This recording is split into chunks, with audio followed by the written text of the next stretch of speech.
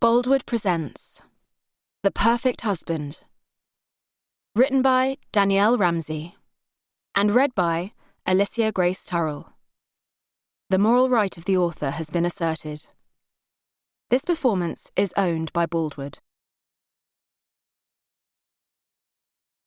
To all those who've experienced domestic violence. The most dangerous thing of any society is the man who has nothing to lose. Tom Baldwin. There's daggers in men's smiles. The near in blood, the nearer bloody. Macbeth, Donald Bain, Act 2, Scene 3. A man attaches himself to woman, not to enjoy her, but to enjoy himself. Simone de Beauvoir.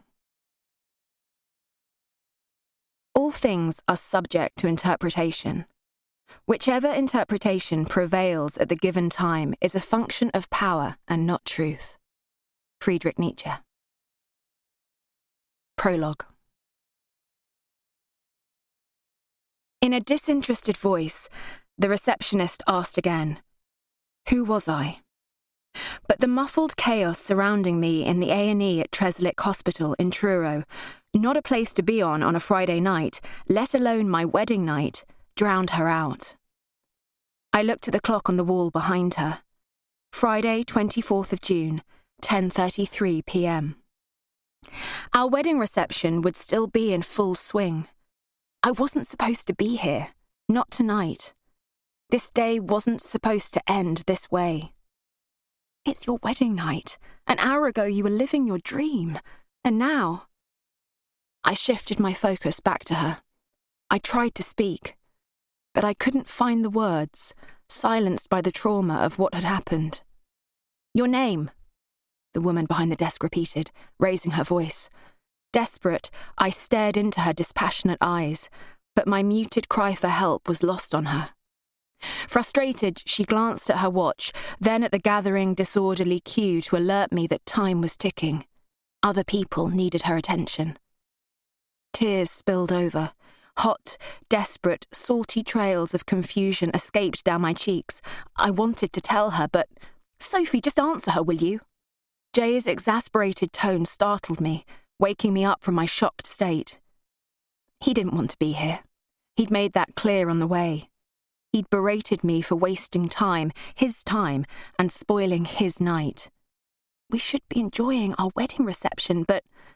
More tears followed as reality kicked in.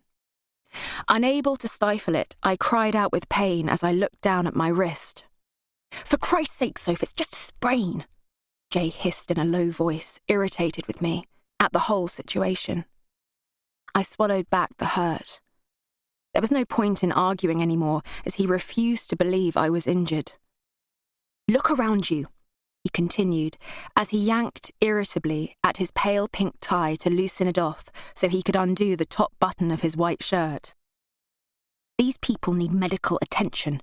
If it wasn't for you being such a bloody drama queen, we'd still be enjoying ourselves. Some wedding night this has turned out to be."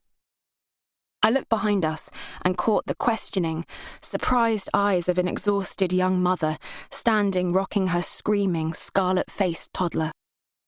I turned my numb gaze to a seated elderly couple as one mumbled something incoherent to the other before they both stared back at me in confusion. "They're gawping at us. Oh, God. Of course they are. You're in an ivory bodice wedding dress, and Jay's in a sand-coloured linen three-piece suit with leather flip-flops for your perfect beach wedding." I realised Jay was right. I was making a spectacle of myself. I should never have made a fuss. If I had iced it, as he'd suggested, maybe everything would have been all right. We could have continued enjoying our evening instead of me ruining it. Ruining everything. Humiliated, I turned back to the receptionist who was still waiting to register me, accepting I was guilty of wasting her time. But before I managed to apologise and leave, Jay intervened on my behalf. "Her name is Sophie Bradley." "Mrs. Sophie Bradley," he added. It wasn't his disquietingly unfamiliar tone that caught me off guard. It was the surname. His surname, Bradley through me. I had planned on keeping my double-barreled name, preferring it to his. You're his wife now. Numb, I listened as he matter-of-factly reeled off my date of birth and my address, followed by my GP. My life was literally in his hands.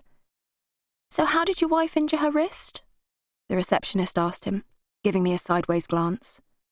I watched him flash that charismatic smile of his and shrug apologetically. I waited, my heart accelerating, unsure of what he would say, about me, about how... I stopped myself from plunging back into the dangerous, dark, watery depths. Now wasn't the time or place to evaluate what had happened. I doubted I would ever be able to make sense of it. It was as if I was looking through a mirror at myself in another multiverse reality. For this wasn't my life. I didn't recognize it. It jarred with me, and no matter how I dissected it, I couldn't piece it back together the way it was before. Maybe this is what it was like to lose your mind. Or maybe I was Alice through the looking glass and logic didn't exist anymore. Because what was happening to me didn't make sense. Not tonight, of all nights. Champagne went to her head, confided Jay, leaning in towards her. The receptionist nodded. And how much alcohol has your wife consumed? Jay shrugged, but at the same time he raised his eyebrows. Without a word, he damned me. Can you give me an estimate? She asked. Enough for her to fall over and... How could he say that to her? As if it was all my fault. Ah, I see. I felt the telltale beads of sweat on my forehead and the blood draining from my face. I couldn't tell whether I would pass out or throw up from the shock. Maybe both. The reality of why I was here on my wedding night, missing my wedding reception, hit me. The woman behind the desk turned in my direction. Do you need to sit down? She suddenly asked, concerned. I shook my head, mumbling. The bathroom? There's a unisex toilet down the corridor to your left, she advised. Don't be sick. Oh, God, not here. I noted Jay give her a look of vindication before I turned away. My dress swished in protest at the sudden movement as my flip-flops slapped against the harsh, sterile tiled floor. I felt eyes, fascinated, curious and judgmental, scrutinizing me as I rustled my way through the unforgiving, brightly lit waiting room. I paused and turned for Jay, but he was conspiratorially talking with the receptionist. Hurt cut through me. I unintentionally locked eyes with the young mother, whose knowing expression made me feel ashamed and embarrassed that my husband didn't care enough to follow me. I found the unisex toilet and forced the heavy door open with my bare shoulder as I cradled my left arm under my chest. I could see the misplaced bone bulging through the unbroken, now darkly mottled skin, accounting for the relentless throbbing. But their words drowned out the pain. And how much alcohol has your wife consumed? Enough for her to fall over and... How could you say that to her, Jay? How could you lie? I felt the acidic bile rising from the back of my throat. I locked the door behind me and headed over to the toilet before collapsing on the floor, not caring about my dress. I bent my head over the toilet bowl, spitting out what was in my mouth, and waited for the nauseous feeling to pass.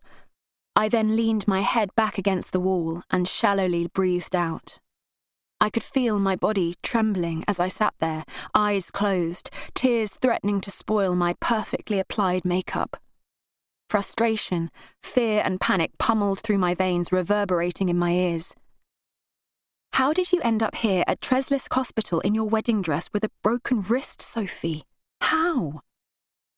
But I knew how. As did Jay. Contrary to Jay's opinion, I wasn't drunk. I had never felt soberer in my life.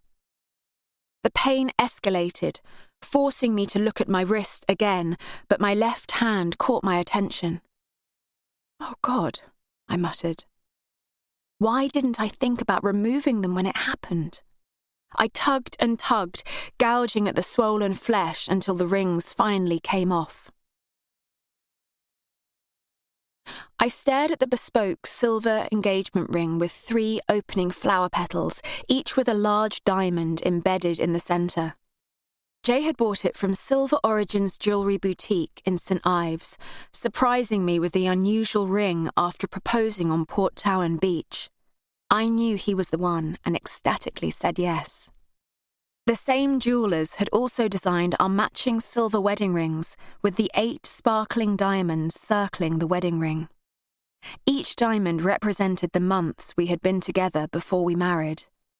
Jay spent those 8 months adoring me, blinding me with his love. I was everything to him, and much more, or so he said. And he was to me.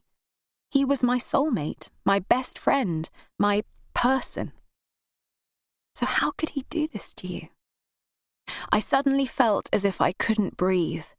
Struggling, I gasped for air as I choked on strangled sobs. Mascara-stained tears started to trail down, threatening to discolour my ivory silk dress. Not that I cared. Not now. This wasn't how it was supposed to be. Not on your wedding night. I clasped the silver and diamond rings tightly in my right hand as tears cascaded down my cheeks.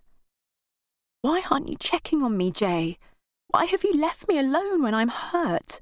And when you did this to me? More tears slipped down my face as I tormented myself with that question. He had my phone. He had taken it for safekeeping earlier, so he knew I couldn't contact anyone. He was all I had, and he knew that. I don't know how long I sat there until there was a discreet rap at the door. It stung that it had taken him this long to see if I was all right. "Mrs. Bradley?" a female voice inquisitively called out. A wave of disappointment coursed through me. "Sophie? Sophie Bradley?" I hesitated. "Yes? Can you unlock the door?" I somehow managed to get to my feet and walked over to the door. Releasing the lock, I stepped back out of the way. A short, dark-haired nurse in blue scrubs with a lanyard round her neck peeked her head around the door. "Sophie?" she gently asked, smiling. "I'm Zara, one of the A&E nurses." I nodded. "You must be in a lot of pain. Let's get that wrist x-rayed, shall we?" "Where's my husband?" I hoped she would say he was frantic with worry and had sent her to look for me. Instead, her reply confirmed my suspicions. "I believe he's outside the hospital grounds having a cigarette. At least that's what the receptionist told me." I could hear the embarrassment in her voice. After all, shouldn't he be looking after me? I felt a knot of panic at the thought that perhaps he had left me here. I refrained from telling her that Jay didn't smoke, as I didn't want her to pity me more than she already did. "Poor you. What a day for this to happen, eh?" she gently sympathised. She smiled at me as she looked at my dress. "It's a beautiful wedding dress." I turned and I looked at my reflection in the mirror above the sink. I didn't recognise myself. My face was blotchy and my eyes were red-rimmed, puffy and smudged with eyeshadow and black mascara. My curly, long blonde hair was coming loose from its intricate pinned knot and was hanging in disarray in frizzy spirals. The red rosebuds that the hairdresser had painstakingly attached to my hair were now limp and precariously dangling. I stared at the dress, hating what it now embodied.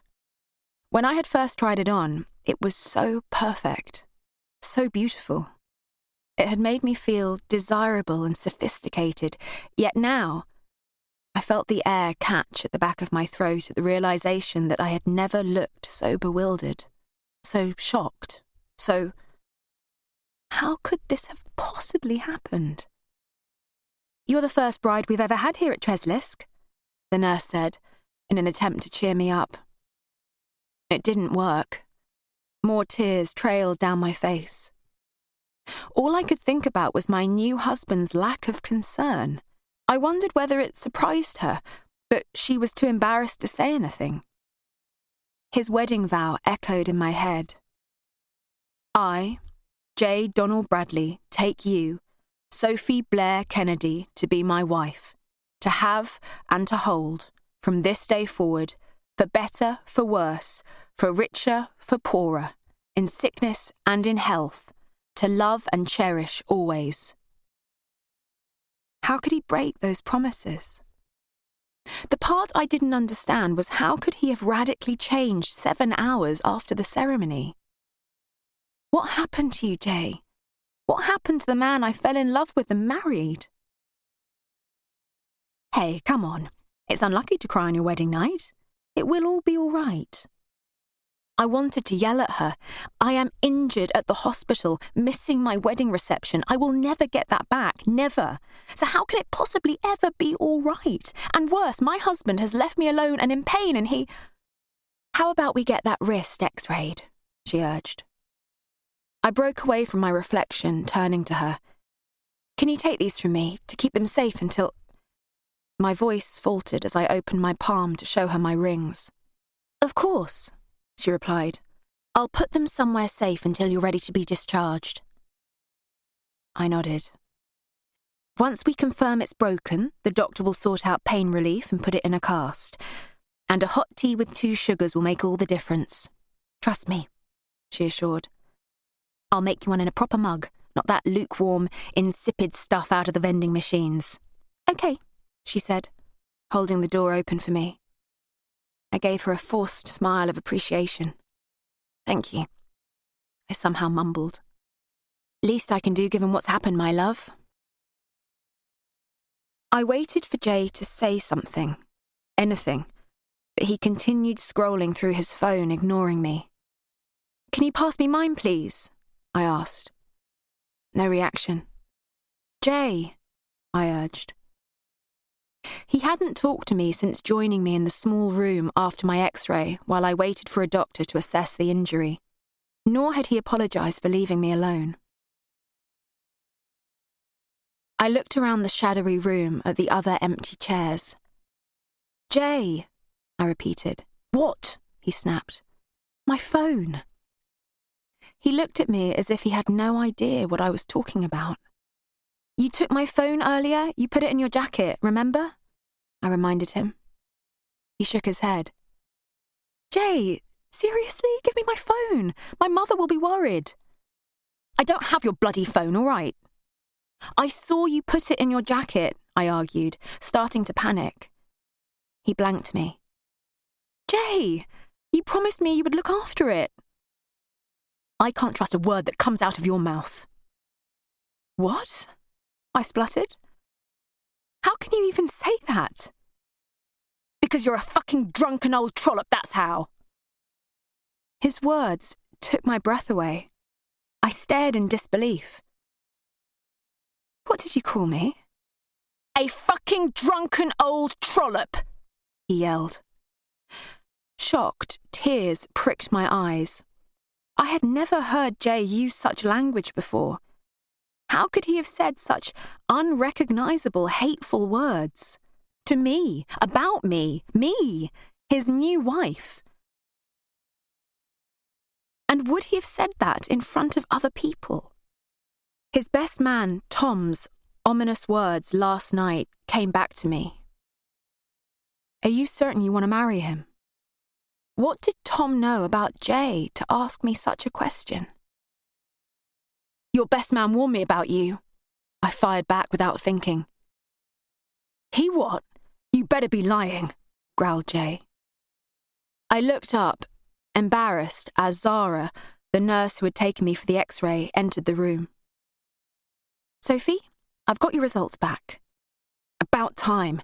Can we go home now? Demanded Jay. Actually, Mr. Bradley, if you can come over here, please, instructed the nurse as she placed the x-ray against the screen. She switched the light on, illuminating the bones in my left hand and arm. I noted the icy tone in her voice. Not that Jay was bothered. He was above caring what other people thought of him. He sighed with irritation as he stood up. I noted his puffy, bloodshot eyes, the half-unbuttoned waistcoat, lopsided loose tie and creased jacket under one arm. I realised from his dishevelled appearance he must be feeling hungover, considering the countless shots he had knocked back earlier at the bar. "I said it wasn't broken. Bloody waste of time, and at a wedding," he stated. "Actually, there are 2 serious fractures in Sophie's wrist, here and here," she pointedly said. He didn't say a word, but the flash of annoyance in his eyes said it all. I waited for an apology, or at least a recognition of my injury. Nothing. "You did this to me, on our wedding night. How could you not have any remorse?" He folded his arms as he looked at the nurse. "So what now?" "We need to reset the bone and fit a cast," Zara explained. She then turned to me. "But first, the doctor will need to anaesthetise your wrist in order to do this. Okay?" I nodded. "I can stay with you if you want." "Thank you," I said, avoiding Jay's glare. I wasn't scared, not here, not now. But I was terrified of what would happen when we went to the bridal suite we had booked. For I would be returning married to a man I didn't recognise, to a man who hours earlier had vowed to love and adore me forever, to protect me. I felt as if I was barely clinging to my sanity. Jay had convinced everyone he was the perfect partner, and up until a few hours ago he had me truly convinced as well. How could you have ended up in Trellis Hospital with a double fracture to your left wrist on your wedding night? How was that possible? How could your husband, of literally 8 hours, have done this to you? Shocked, I stared at the X-ray with one question on my mind. Who had I married? Part 1. We live in a fantasy world, a world of illusion. The great task in life is to find reality. Iris Murdoch. Chapter 1. The eve of the wedding.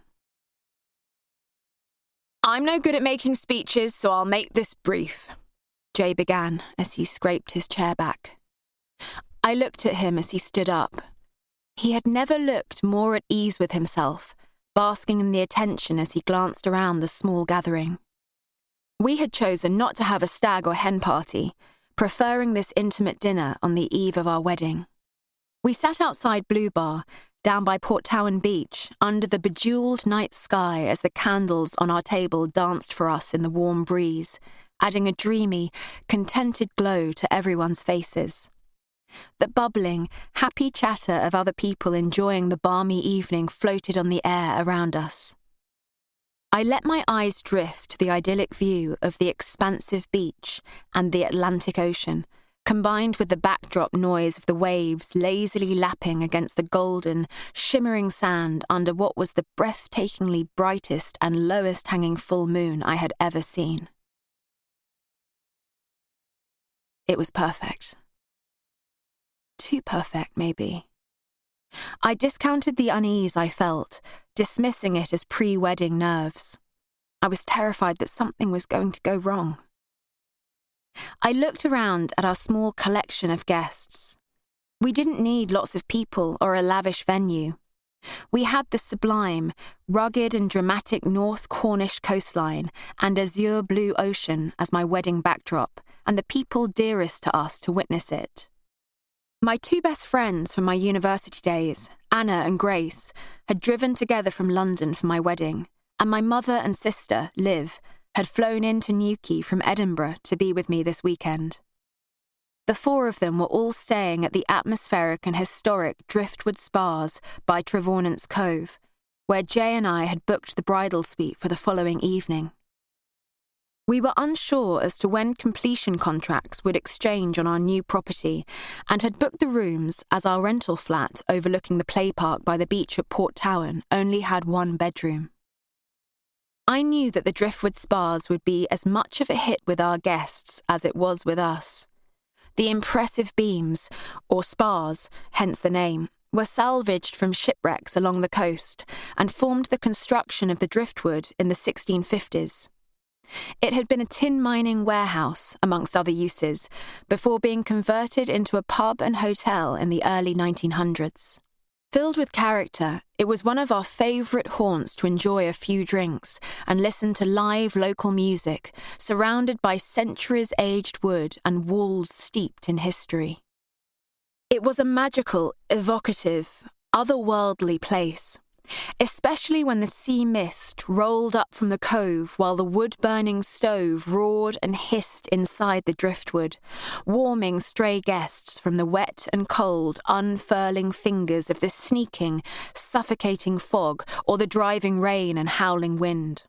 At times like that, as the windows rattled and the beams groaned, I could imagine the lost souls caught in the eye of a storm, eventually shipwrecked against the harsh, rocky Cornish coastline and washed, bloated ashore, or forever restless on the ocean's bed. It had been a difficult decision choosing the wedding venue. Porthtowan, like St Agnes, was a north coast Cornish beach, a popular destination for surfers with its fine golden sand, imposing dunes and impressive cliffs. Jay had proposed to me on the beach. Blue Bar, with its adjacent boardroom with a bar and seating for up to 100 guests, was an ideal wedding venue with the beach and ocean on its doorstep.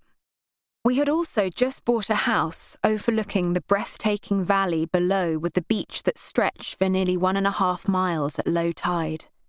But it was the Driftwood Spas, with its beautiful high garden, with a wooden-style altar overlooking the stunning Trevornance Cove, St Agnes's main beach, that had won us over.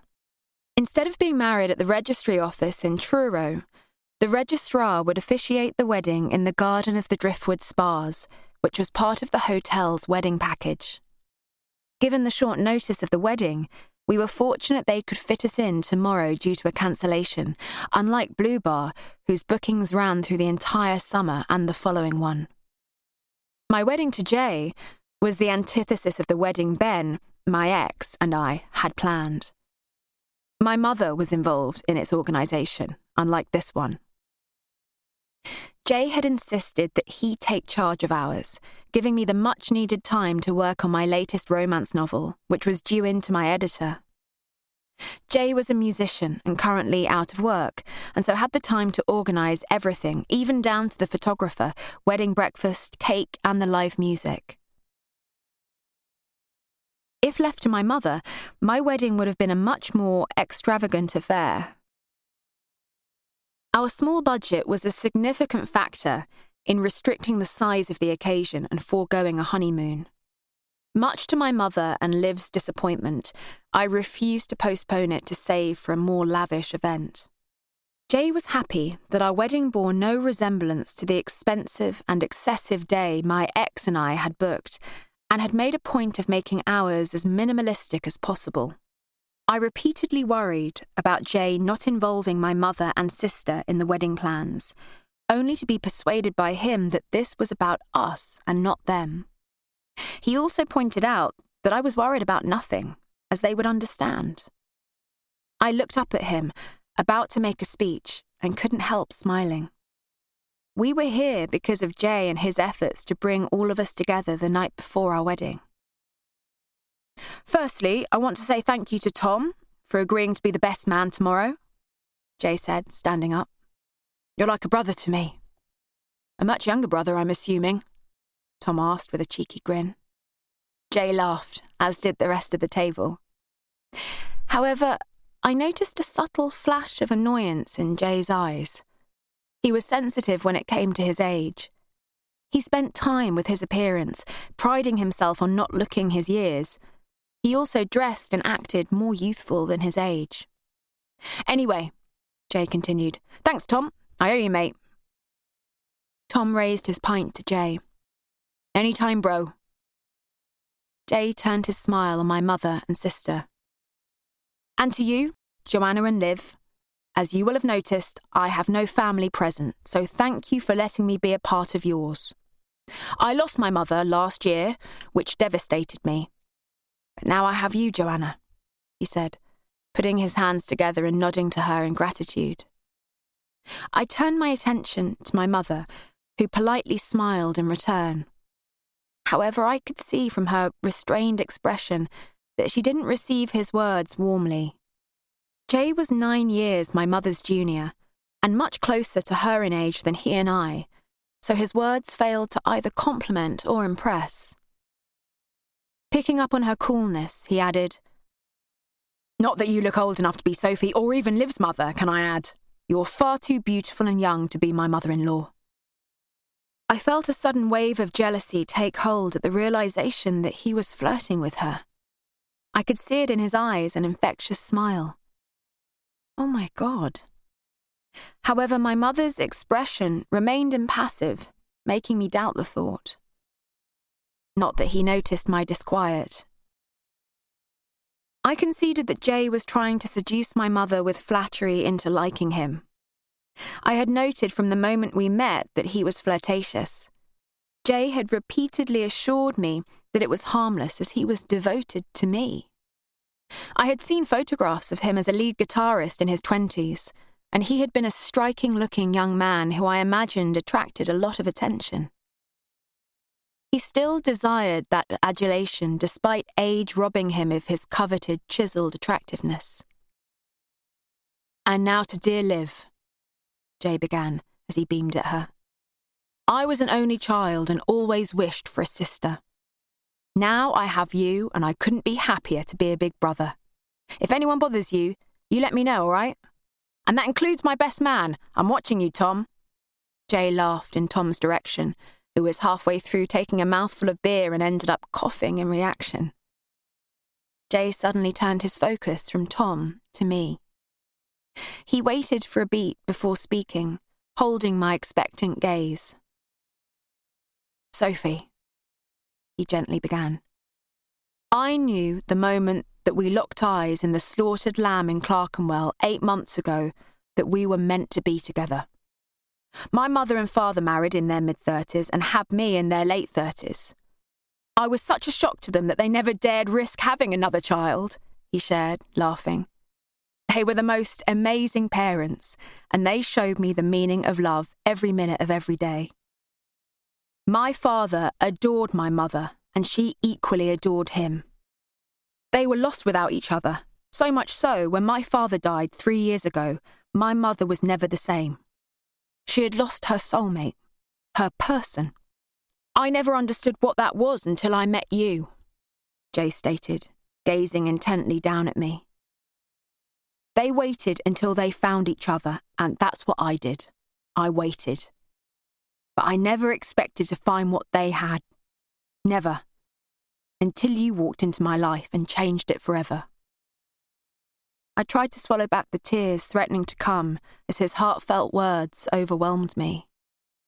He reached out for my hand and, taking hold of it, continued, "You are my soulmate. You are my person, Sophie Blair Kennedy.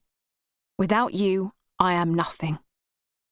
To my future wife, tomorrow can't come soon enough." Overcome, I wiped at the tears that slid down my face. "I love you," I mouthed as I raised my glass to him. Grace and Anna cheered and applauded before raising their glasses of champagne to us. I noted my mother politely smile as she raised her glass. Liv watched me, seemingly surprised at my reaction.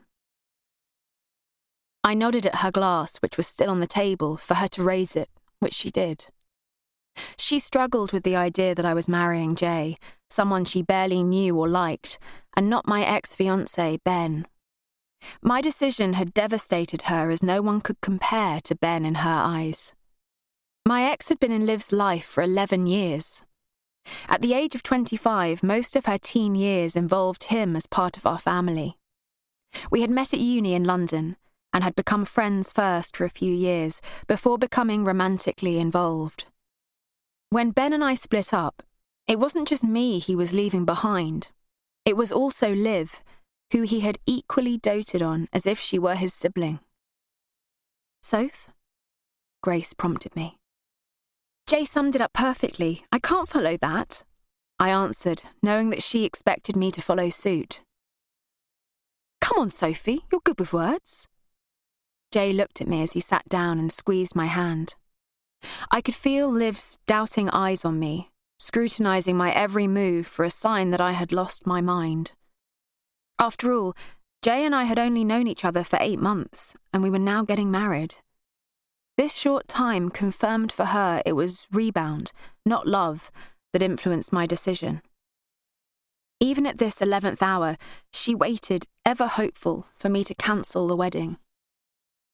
I raised my glass of champagne to our guests and then turned to Jay. I stared for a moment into his glistening, adoring eyes before speaking.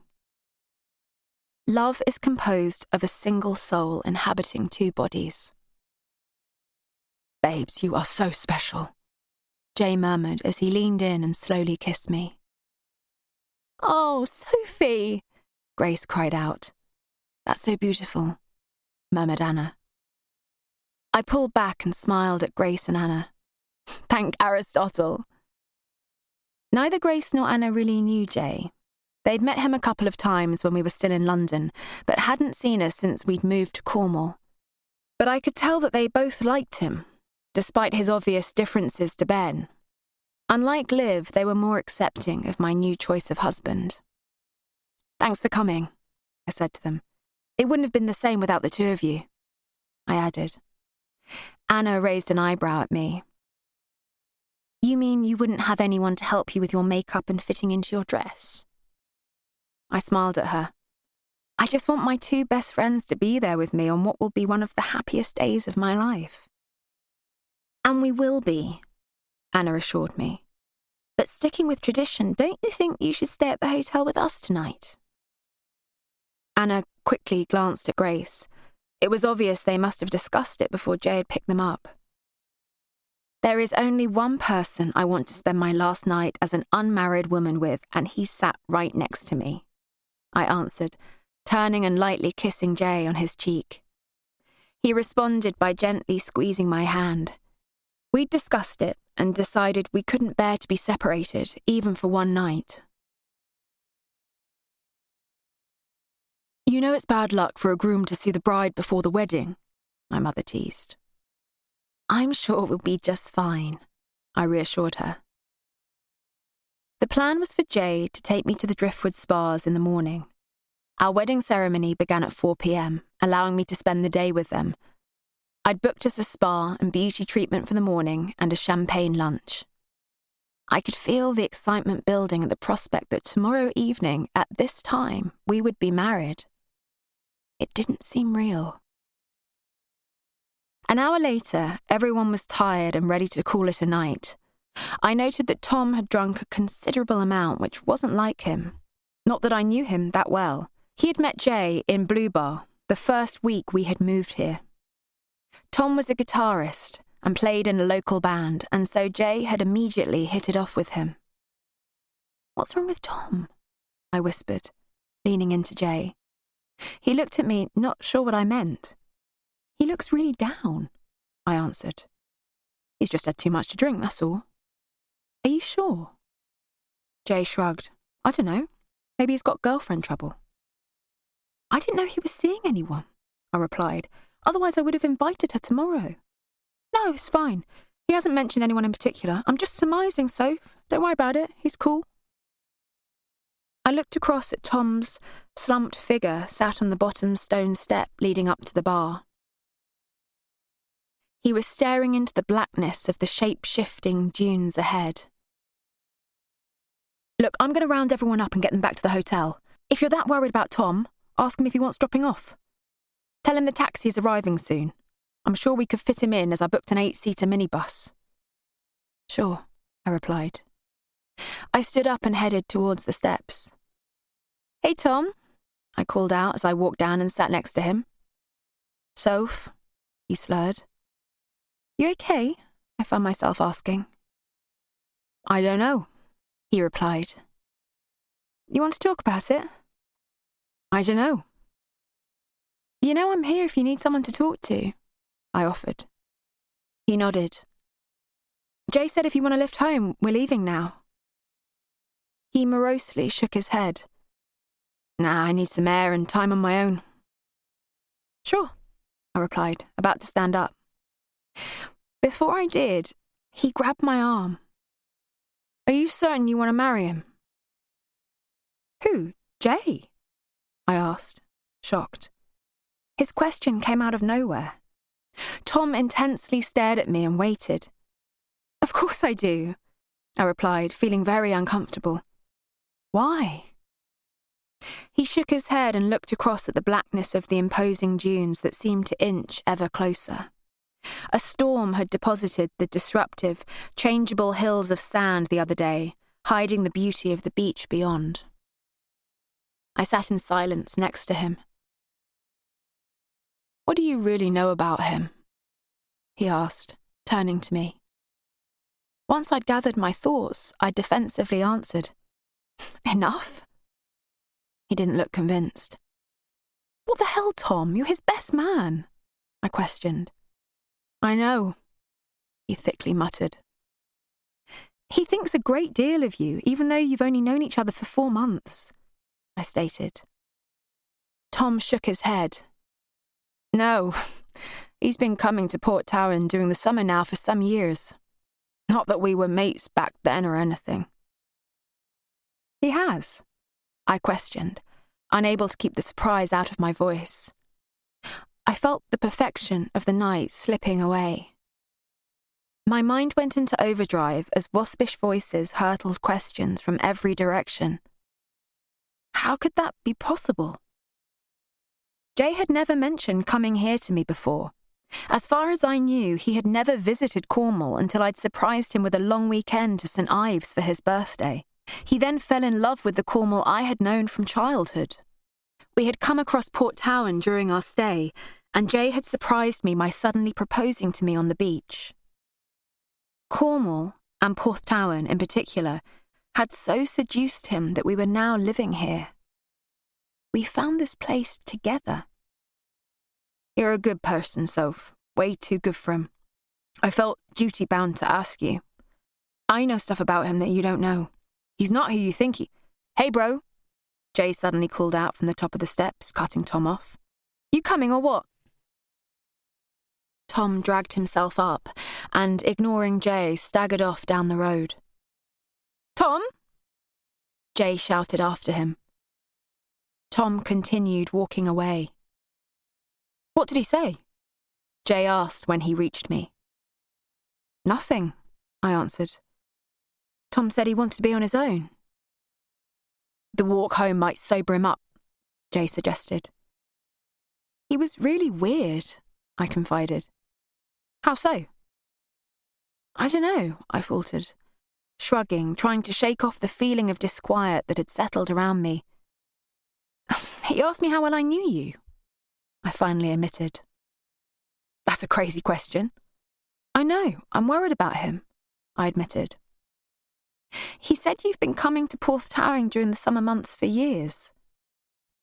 Jay laughed at this revelation. That's what he said. I nodded. Oh, babes, he's drunk. You can't trust a word coming out of his mouth. You know everything there is to know about me. Don't you think I would have mentioned to you if I had already visited Cornwall when you surprised me with that birthday weekend here? He's mistaken me with someone else, that's all. Smiling, he cupped my face in his hands. You're stunning, Sophie Blair Kennedy. You know that. I shook my head. You are, which is why Tom's so upset that he missed out with you. He's jealous of the fact that I'm so much older than him, and yet I'm the one who is getting married to you. You're beautiful, clever, and successful. Haven't you seen the way Tom looks at you? He's obsessed with you. No, he's not, I argued, feeling embarrassed. I promise you that he is, and right now he's very drunk and feeling a tad sorry for himself. I didn't reply.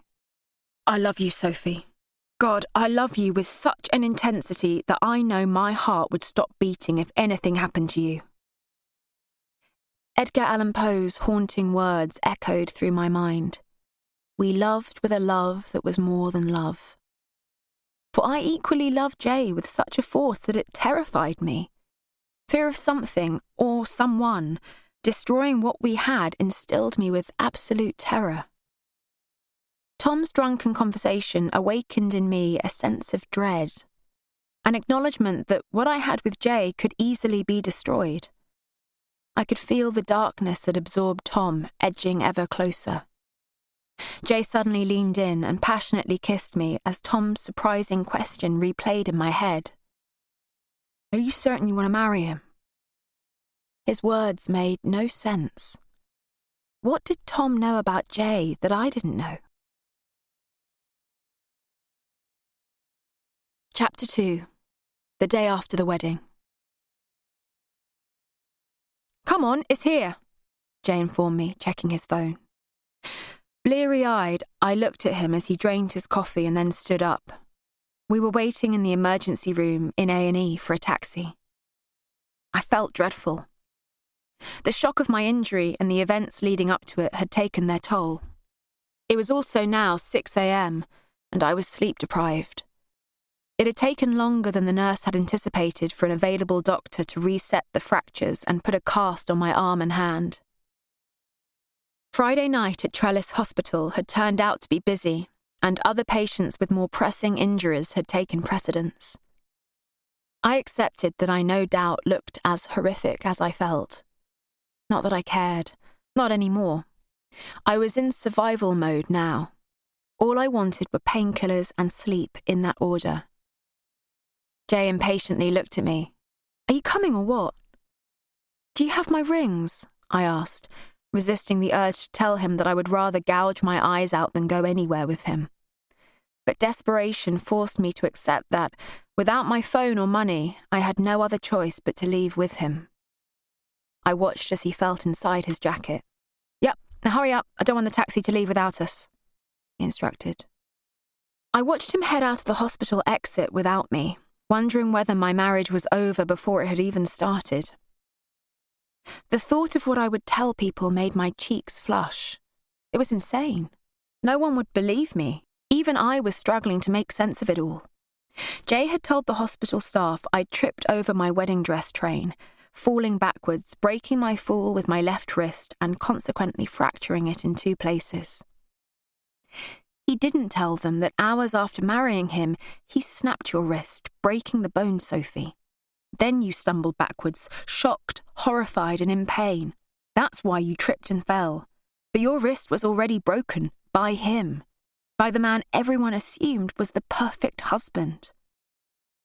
I suddenly felt ridiculous sitting alone, wearing a fitted boned bodice wedding dress with a long ivory silk train.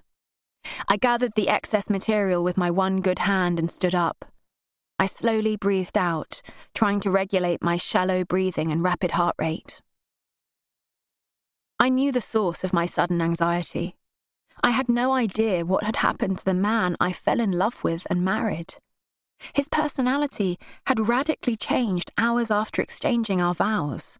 There was no forewarning, no red flags in the months, let alone days, leading up to yesterday.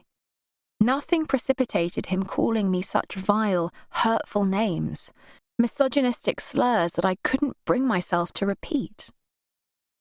Tears stung my eyes as an acknowledgement of his hatred of me cut another inch deeper. I was so ashamed that he had called me something so extreme that I knew I couldn't tell anyone. My humiliation would be my goal. Not that anyone would believe me, anyway. Jay went out of his way to make people like him. And it worked. No one had a bad word to say about him. And why would they? Until last night, Jay had been the perfect partner and my best friend. He was the person I had come to trust, to confide in, and I was reeling from that loss. He was my person. I stepped out of the hospital, blinking in the bright, intrusive sunlight as I tried to get my bearings. Everything looked so different from last night. I spotted a taxi idling in the emergency bay and headed towards it. Jay was already sat in the front with the driver. He buzzed his window down. "Come on, what took you so long?" he complained. I opened the back door and somehow managed to get in, dragging the silk train one-handed behind me. "Well, I've never picked up a bride and groom from Trellis Hospital. This is a first," the taxi driver commented, surprised. "Do you need help, my lover?" he then asked, seeing me struggle with one arm in a plaster cast as I tried to fasten my seatbelt. "She's fine," answered Jay on my behalf, ignoring my struggle. Eventually, it clicked in place. "Can I ask what happened?" the driver questioned. Before I had a chance to reply, Jay cut in. "She tripped over the wedding dress. Too much champagne, eh, Sophie? Lucky for you, we're on the beach. It could have been worse." I stared at the back of his head, unable to articulate the words raging through my mind. Lucky for who? You? Because there was no one there to witness you breaking my wrist? "Do you know Eastcliff in Porthtowan?" Jay asked the taxi driver. The driver nodded. "Yeah, picked up some holidaymakers from Truro train station to that holiday let up there the other week," he shared, pulling away. "Aren't we going to the Driftwood Spas in St Agnes?" I asked, confused. "Eastcliff Cottage is on the same road further up from the holiday let," Jay stated, ignoring me. "Jay, why aren't we going to the hotel?" "Because we'll only have a few hours before we check out," he replied without looking at me. "But I wanted to see my mum and sister, and Grace and Anna. They'll all be worried about me. I thought we could at least have breakfast with them," I reasoned. "The last thing I want to do is sit in a hotel dining room watching everyone eating breakfast while they interrogate us. I'm exhausted, Sophie, but—" He cut me off. "We're going home." A heavy, protracted silence followed. I turned and looked back at where I'd spent my wedding night because of him. Trellisk Hospital, located on the outskirts of Truro City. The grand stature of Truro's iconic 3 spires in the distance caught my wistful eye. They belonged to the impressive and beautiful architecture of Truro's majestic cathedral, which reached out of the steep valley surrounding the city. Internally, the cathedral was equally visually breathtaking, vaulted throughout with an awe-inspiring Gothic arch that pulled your attention away from the long aisle when you entered and immediately up to the roof. My mother would have preferred our wedding to have taken place in the imposing cathedral rather than the more bohemian setting of the Driftwood Spas. However, the Gothic revival architecture of the cathedral didn't appeal to Jay, unlike the natural beauty of St Agnes Beach, dominated by dramatic high cliffs to the north and the reminders of its mining heritage. "Beautiful views of Porthtowan Beach and the cliffs up that way," the taxi driver cheerily commented, filling in the stifling stillness. "Yeah, we fell in love with those views first, didn't we, babes? Blew us away." His happy-go-lucky banter shocked me. It was as if nothing had happened. Maybe he genuinely believes you broke your wrist when you fell. No, he knows what he did, Sophie. I swallowed back the tears, remembering the snapping, brittle sound of a twig underfoot as he twisted my wrist too hard, too far. "You're not from here?" the taxi driver questioned. "Nope. Manchester, and my wife's from the east coast of Scotland." "What made you move here? Not that anyone needs a reason. This place is magical." "Yeah, Cornwall definitely worked its magic on us," Jay said, laughing. "But my wife is a writer, aren't you, Sophie?" I didn't respond. The last thing I wanted to do was talk about my writing. Jay looked back at me for confirmation. I felt forced to respond. "Yes," I mumbled. He smiled at me, his eyes filled with pride, catching me off guard. The driver looked in the rearview mirror at me. "Are you famous then?" I shook my head. "No, sorry." "Come on, babes." She's being really modest. "She's a well-known romance writer. She wrote that bestseller just out called Winter's Child. You must know the one. Its film rights have just been sold." I didn't correct Jay that my agent was still negotiating the film rights. There was a world of difference. Jay knew that, but he liked to big things up. I had found his optimistic spin endearing. Now I saw it for what it was. Grandiose lies. "Nah, not into romance, me. My wife is, though. What's your name? And I'll ask her if she knows you." "Sophie B. Kennedy. I bet your wife's read her books," Jay assured him. The taxi driver nodded. "I'm sure she will have done. She reads 2 books a week. I keep saying to her, I don't know where you find the time." I certainly don't have enough hours in the day to work as it is, never mind to read. Same, mate. I'm not a reader, too bloody busy. In fact, I've never read a book. And your wife's an author? I watched as Jay shrugged, unembarrassed. Don't have the time. Not that she minds. Do you, Soph? I mean, she runs all her plots by me anyway, so when you've helped write the book, why would you bother reading it? I felt my breath catch at the back of my throat at his casual statement. It couldn't have been further from the truth. I resisted the urge to contradict him. So what do you do if you don't mind me asking? The taxi driver continued. I waited in the back for Jay's response. Cynicism coursed through me like poison. I realised that the wound Jay had opened in me was dangerous. It had the potential to destroy my faith in him. Or maybe the harsh morning sun caused me to see things differently, to see him in a new, unflattering light. Well, I'm a guitarist. I was in a band in Manchester. We got signed, moved to London, and that's when I met my beautiful bride, eh, Sophie? Turned round to me, beaming. I attempted a smile, but failed to make it reach my eyes. Not that Jay noticed, too caught up in the moment. Meeting Sophie was the best part, he said, turning back.